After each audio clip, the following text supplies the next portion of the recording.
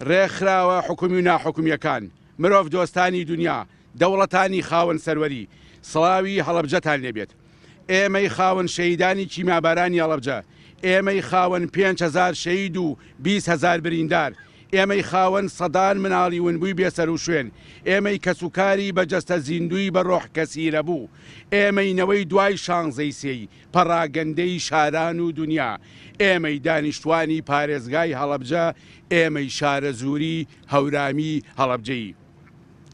ڕووی دەمان دەکەینە ئێوەی مرۆڤ دۆستانی دنیا و ئێوەی وڵاتانی خاوەن نفوز و ئێوەی ڕێکخراوە حکومی و ناحکومیەکان و پێتان دەڵێین و لایەک لە مێژووی پڕ لە کارەسات و نەهامەتی خەڵکی ئەم پارێزگایە بکەنەوە و دەستی مرۆڤ دۆستانەی خۆتان لە ئاوەدانکردنەوەی پارێزگاکەمان و لە بودنیادنانەوەی زیاتری سیمای شارستانی و لە چەسپاندنی بەهاکانی دیموکراسی و